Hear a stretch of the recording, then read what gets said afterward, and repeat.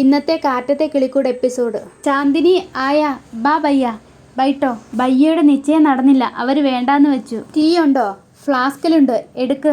വിട്ടുകള ബയ്യ, പോട്ടെ. ഹരീഷ് നല്ല പോണെ ഇരിക്കണമെന്ന് ഞാൻ വിചാരിച്ചുള്ളൂ അഭിനാഷേ. അത് ഇങ്ങനെയാവുമെന്ന് ഞാൻ കരുതിയതുമില്ല. ദാ ചായ. ഇനി അത് ആലോചിച്ച് വിഷമിക്കണ്ട, ചായ കുടിക്ക്. എനിക്കെന്ത് വിഷമം? എനിക്കതിൽ സങ്കടമൊന്നുമില്ല, പക്ഷെ വീട്ടിലുള്ളവർക്ക് വലിയ സങ്കടമായിരിക്കും.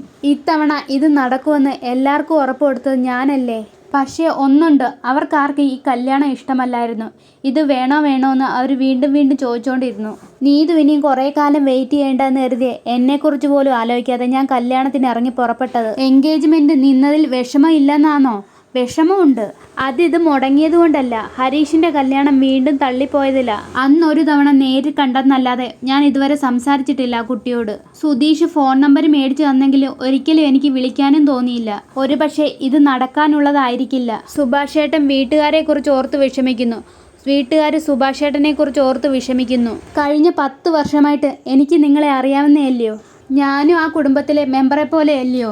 അവരെ പോലെ എനിക്ക് സുഭാഷേട്ടൻ്റെ കല്യാണം നടന്നു കാണണമെന്ന് മോഹമുണ്ട്. എനിക്കൊന്നും കല്യാണത്തിന് രാശിയില്ല. ഇനി അതൊന്നും നടക്കുമെന്ന് തോന്നുന്നില്ല അഭിനാഷേ. ഇനി എങ്ങനെങ്കിലും ഹരീഷിൻ്റെ കല്യാണം നടക്കണം. അവ സമ്മതിക്കത്തില്ല. പക്ഷേ ഇനി എങ്ങനെങ്കിലും സമ്മതിപ്പിക്കണം. എൻ്റെ കല്യാണം നടക്കാത്തതിൽ എനിക്കൊരു വിഷമവും ഇല്ല. എത്രയോ പേര് അവിവാഹിതരായി കഴിയുന്നു, അതിലൊരാളാണെന്ന് വിചാരിച്ചാൽ പോരെയോ? എന്താ സുഭാഷേട്ടൻ ഇങ്ങനെയൊക്കെ പറയുന്നത്?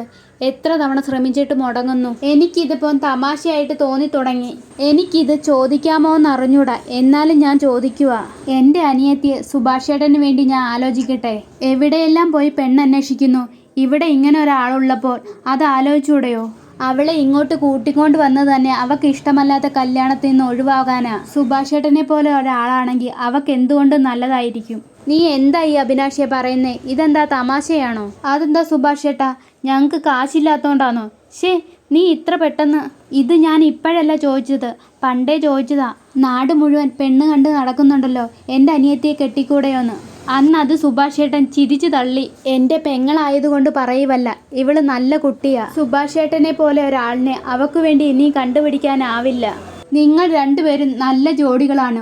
ഇവളെ നല്ലൊരു സ്ഥലത്തേക്ക് കെട്ടിച്ചു വിട്ടതിൻ്റെ സന്തോഷം എനിക്കും ഉണ്ടാവും. സുഭാഷേട്ടൻ ഇപ്പോൾ ഒന്നും പറയണ്ട, ആലോചിച്ചിട്ട് മറുപടി പറഞ്ഞാൽ മതി. ഇനി ആലോചിച്ചിട്ട് അല്ലാന്ന് പറഞ്ഞാലും എനിക്ക് വിഷമമൊന്നുമില്ല. സുഭാഷേട്ടൻ ചാന്ദിനിയെ നോക്കുമ്പോൾ ചാന്ദിനി നാണം കൊണ്ട് ഓടുന്നു. നീതു ഹരീഷിനെ വിളിക്കുന്നു. ഹരീഷ് കട്ടാക്കി വിടുന്നു. നീതു പിന്നെയും വിളിക്കുന്നു. എന്തിനാടി ഇങ്ങനെ വിളിക്കുന്നേ? എന്തിനാ ഹരീഷ് ഇങ്ങനെ ചൂടാവുന്നേ? എടി, ഒരിക്കൽ കട്ട് ചെയ്താൽ സംസാരിക്കാൻ താല്പര്യമില്ലെന്നല്ലയോ? നീ വീണ്ടും വിളിച്ച് എന്തിനാ ഇങ്ങനെ ടോർച്ചർ ചെയ്യുന്നേ? ഹരീഷെ ഇങ്ങനെ ചീത്ത വിളിക്കല്ലേ. എടി, നാടകം നിർത്തിയിട്ട് ഫോൺ വെക്കാൻ നോക്കടി. നീതു പിന്നെയും വിളിക്കുന്നു. ഹരീഷ് സ്വിച്ച് ഓഫ് ആക്കുന്നു. എന്താടാ നികേഷേ, സുഭാഷേട്ടൻ പോയിട്ട് കുറേ നേരമായല്ലോ, ഇതുവരെ കാണുന്നില്ലല്ലോ. വന്ന് കയറിയപ്പോൾ മുതൽ സുഭാഷേട്ടനെ വിചാരണ ചെയ്യുമായിരുന്നല്ലോ. ആള് ശരിക്കും അപ്സെറ്റായി പോയി കാണും. അല്ലാതെ പിന്നെ എന്ത് ചെയ്യാനാ? ഈ ഒരു കാരണം വെച്ചാൽ സുഭാഷേട്ടൻ വിവാഹത്തിന് സമ്മതിച്ചെന്ന് ഇപ്പോഴല്ലേ അറിഞ്ഞേ? അതിനു വേണ്ടിയിട്ടാണെങ്കിൽ നിശ്ചയം വരെ വിവാഹം കൊണ്ടുപോകേണ്ട ആവശ്യമുണ്ടായിരുന്നോ? മതി, ഇനി സുഭാഷേട്ടൻ വരുമ്പോൾ ദയവ് ചെയ്ത് ആ വിഷയം എടുത്തിടണ്ട. പറഞ്ഞില്ലെന്ന് വേണ്ട, എനിക്ക് സുഭാഷേട്ടനെ കുറിച്ച് ആലോചിക്കുമ്പോൾ പേടി തോന്നുക. എത്ര തവണയാ കല്യാണം മുടങ്ങുന്നത്. സുഭാഷേട്ടൻ ഇതൊക്കെ എങ്ങനെ മറികടക്കുന്നു ഓർത്തപ്പോൾ ടെൻഷൻ തോന്നുക. അതിന് നമ്മൾ തന്നെ വിചാരിക്കണം. സുഭാഷേട്ടൻ്റെ കൂടെ നടന്നിട്ട് ഇതൊന്നും അത്ര പ്രശ്നമല്ലെന്ന് നമ്മൾ തന്നെ ബോധ്യപ്പെടുത്തണം. അതെ, നമ്മളെല്ലാവരും ഉണ്ടല്ലോ, വിചാരിക്കുന്ന അത്ര പ്രശ്നമൊന്നും കാണത്തില്ല.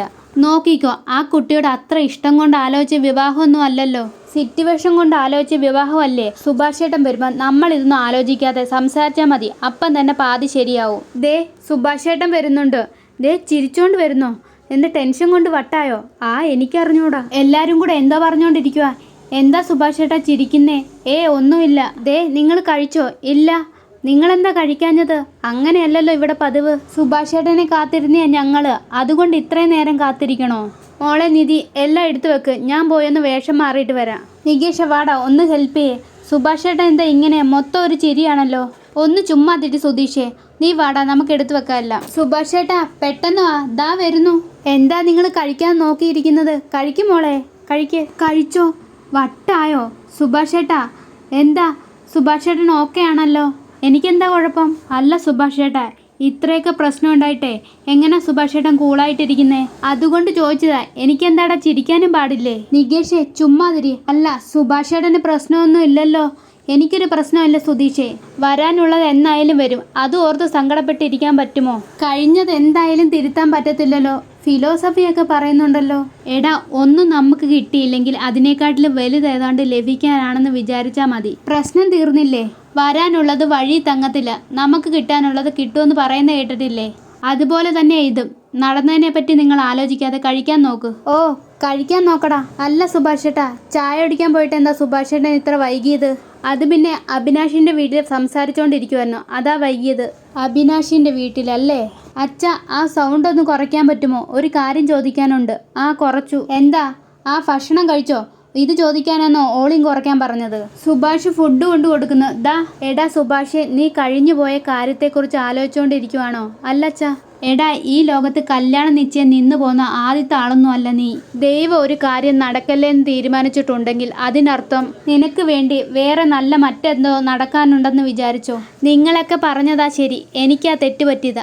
അതാ. കഴിക്കാൻ ഭക്ഷണം കൊണ്ടുവച്ചേക്കുമല്ലേ, അതൊന്ന് കഴിച്ചുകൂടെയോ? രാത്രിയിൽ എനിക്ക് പ്രധാന ഭക്ഷണം ഇതാ. നീ കൊണ്ടുവന്നേ സൈഡ് ഡിഷ്. എടാ, നീ ഒരെണ്ണം അടിക്കുന്നുണ്ടോ? എനിക്കൊന്നും വേണ്ട. എടാ, ഒരെണ്ണം അടിച്ചോടാ. എനിക്ക് ശീലമല്ലെന്ന് അറിഞ്ഞൂടെയോ ഇങ്ങനെ ഒരുത്തൻ? എടാ, ഒരെണ്ണം അടിച്ചാൽ നന്നായിട്ട് ഉറങ്ങാൻ പറ്റും. കഴിഞ്ഞതിനെ പറ്റി ഒന്നും ഓർക്കത്തില്ല. ഒരു 60 അടിച്ചങ്ങ് വലിക്ക്. എനിക്കിപ്പം തന്നെ ഉറക്കം വരുന്നുണ്ട്. ഞാൻ കിടന്ന അപ്പം തന്നെ ഉറങ്ങും. നിന്റെ ഇഷ്ടം. പിന്നെ സുഭാഷ് ചേട്ടൻ ചാന്ദിനിയെ കുറിച്ച് ഓർക്കുന്നു. എടാ, നീ എന്താ തനിയെ ചിരിക്കുന്നത്? സുധീഷിനെ വിളിച്ച് ആശുപത്രി കൊണ്ടുപോകാൻ പറയണോ? മനസ്സ് കൈവിട്ടോ? അച്ഛൻ കഴിക്കാൻ നോക്കെന്ന് പറഞ്ഞുകൊണ്ട് സുഭാഷ് ചേട്ടൻ എണീറ്റ് പോകുന്നു. ദൈവമേ, പിരിവെട്ടിയോ? ഇത്രയും കാണിച്ചുകൊണ്ടാണ് ഇന്നത്തെ എപ്പിസോഡ് അവസാനിക്കുന്നത്. ഈ വീഡിയോ കാണുന്നവർ സബ്സ്ക്രൈബ് ചെയ്യണേ.